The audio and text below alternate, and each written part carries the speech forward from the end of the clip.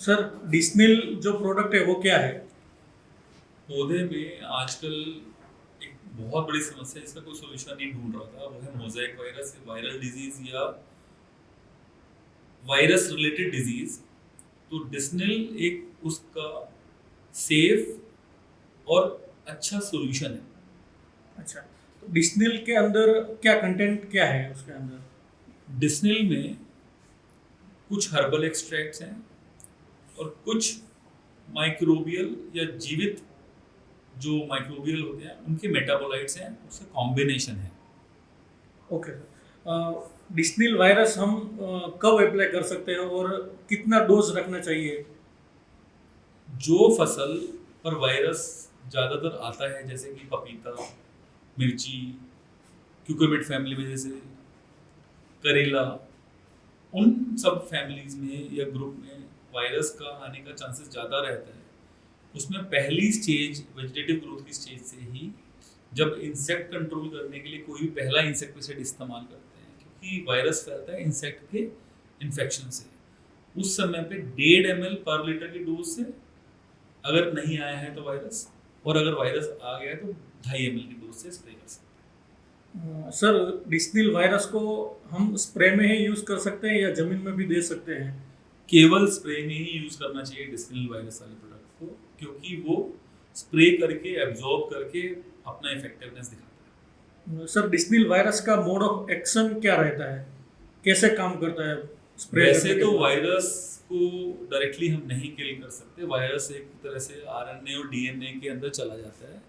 उस केस में एंटीबॉडीज को रिलीज करने के लिए प्लांट को सिस्टमिक एक्वायर्ड रेजिस्टेंस के मोड ऑफ एक्शन से डिस्टिल काम करता है। ये प्लांट के अंदर वो ट्रिगर करता है मैकेनिज्म, जिससे वो एंटी वायरल कंपाउंड रिलीज करते हैं और जिससे कि वायरस को वो ब्रेक कर पाता है। सर डिस्निल वायरस को हम पेस्टिसाइड्स के साथ या फंजीसाइड के साथ हम यूज़ कर सकते हैं कि नहीं कर सकते? ऑफ कोर्स, जैसे कि डिस्निल का यूज ही जब बनता है जब वहाँ वायरस आया, और वायरस को ब्रेक करने के लिए आपको उसका जो पॉजिटिव ऑर्गेनिज्म है, जैसे इसको जो मारने वाला है, लाने वाला है, जैसे कि वाइट फ्लाई या एफिड या कोई भी रस्ट चूसक कीड़ा है, और कुछ केस में लीफ माइनर भी आता है जिससे वायरस फैलता है, तो उसको तो पैरेलल कंट्रोल करना ही होता है, नहीं तो नया इंसेक्ट उसको पंचर करेगा।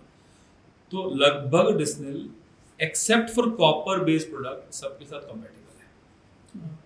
और सर डिस्निल वायरस का सर हमको और ज़्यादा अच्छी तरह से रिजल्ट लेना है तो हमको क्या केयर करना चाहिए? आप सब जानते हो, जब हम बीमार होते हैं, हमको वायरल फीवर होता है, तो डॉक्टर कहता है सेब खाओ, डॉक्टर बोलता है आप फ्रूट्स खाओ। तो हमको सबसे पहला काम क्या करना चाहिए? न्यूट्रिशन पे फोकस करके मिट्टी में, ज़मीन में, फ्लड इरिगेशन से या ड्रिप इरिगेशन से या ड्रेंचिंग से, एक प्रोडक्ट है हमारा सीड ग्रो प्लस प्लस, जो पौधे को बहुत सारे न्यूट्रिशन अवेलेबल कराता है। सबसे पहले उसको अप्लाई करना चाहिए। उसके 1 या 2 दिन के बाद डिस्निल को अच्छे कोई इंसेक्टिसाइड जो कि कीड़े के लिए अच्छा हो, उसके साथ ऑलराउंडर और नैनोची कॉम्बिनेशन के साथ स्प्रे करना चाहिए। Okay sir. सर डिस्निल वायरस का जो प्रोडक्ट है, समझ लो कोई पौधा पे वायरस आ गया है तो उसके ऊपर क्या कितने दिन पे इंटरवल पे स्प्रे करना चाहिए? क्यूरेटिव एक्शन के लिए 2.5 ml पर लीटर पानी के हिसाब से 1 हफ्ते के इंटरवल पे 3 स्प्रे लगातार करने चाहिए। और उसके रिजल्ट को कई गुना और अच्छा लाने के लिए हमेशा साथ में नैनोसल्फ और ऑलराउंडर और नैनोज का कंपलसरी यूज कर लेना चाहिए।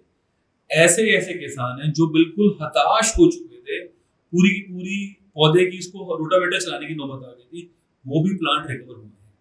तो और सर डिस्निल वायरस जो प्रोडक्ट है वो मित्र कीटक या सूक्ष्म जीवन वो रहता है हमारे, उसके ऊपर कोई इफेक्ट करता है कि नहीं करता है? डिस्निल जो प्रोडक्ट है उसका रोल ही कुछ और है। वो तो प्लांट के सिस्टम को, इम्यून सिस्टम को एक्टिवेट करता है। वो किसी कीड़े को नहीं मारता, वायरस को कोई मारता नहीं है, वायरस को पौधा खुद ही हटाता है। इसका कोई भी मित्र कीड़े पे कोई भी दुष्प्रभाव नहीं है। और सर डिस्निल वायरस का स्प्रे करने के कितने दिन बाद हमको फ्रूट खाना चाहिए या फल खाना चाहिए, या कितने दिन तक उसकी रेसिड्यू रहता है प्लांट के ऊपर? डिस्निल का एक दिन का भी रेजिड्यू नहीं है। कभी भी आप डिस्निल स्प्रे करते हो, चाहे प्रिवेंटिव या क्यूरेटिव या नॉर्मल केस में प्रिवेंटिव करते हो, तो आधे घंटे के बाद भी अगर कोई फ्रूट हार्वेस्ट करता है तो equal to residue free and organic. Happy Diwali, क्योंकि हंटिन है तो हर दिन दिवाली है।